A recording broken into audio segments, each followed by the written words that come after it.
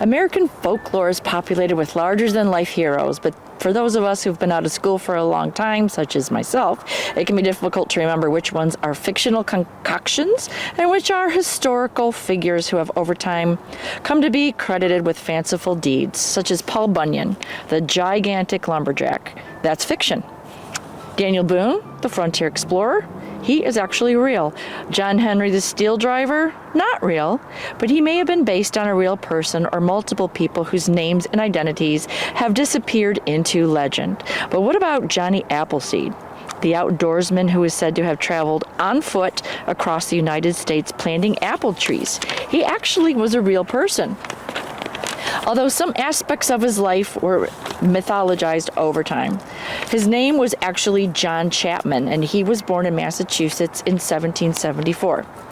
Well, very little is known about his early life, except that his mother died when he was very young. His father actually did fight in the Revolutionary War. He planted his first apple tree nurseries in the Allegheny Valley in Pennsylvania, and that was around 1798, and then began traveling west through Ohio, planting as he went through, walking for miles every day, sleeping outdoors. He kept well ahead of the pioneers, showing a knack for predicting where they would settle and planting nurseries in those spots.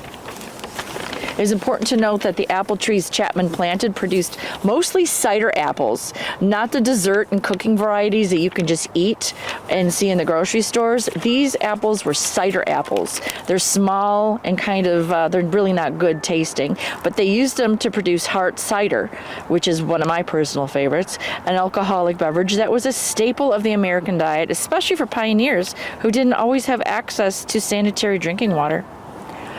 Within Chapman's lifetime, oral accounts of his activities began to circulate. Most of these focused on his wilderness skills and remarkable physical endurance. He also was memorable for his eccentric clothing. Instead of a shirt, he usually wore a sack with holes for his head and his arms, and on his feet were worn out shoes or not any shoes at all. He would go barefoot. True to his nickname, Johnny Appleseed, he carried a bag of apple seeds. He was a devout follower of mystical teachings of the Swedish theologian Emanuel Swedenborg, proselytizing and distributing Swedenborg's writings as he traveled.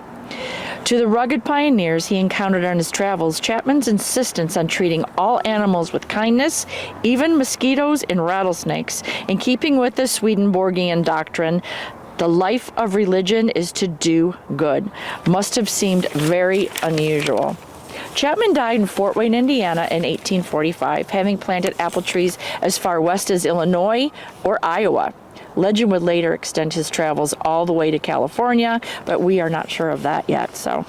An idealized portrait of his life soon began to take shape, in which Johnny Appleseed served as a kindly benign symbol of the European settlers' conquest of the American continent. This version first reached the nation in an 1871 article in Harper's New Monthly magazine by the preacher and journalist W.D. Haley. There were significant departures from the facts of Chapman's life in this article, and others came after it. For instance, he was commonly asserted that Chapman was trusted and respected by the Indians he encountered, and even referred to them as a kind of white medicine man. In reality, although Chapman's relationships with the Indians seem to have been based on mutual suspicion, as was typical for that time, and he recounted stories of having narrowly escaped being captured or otherwise harmed by them.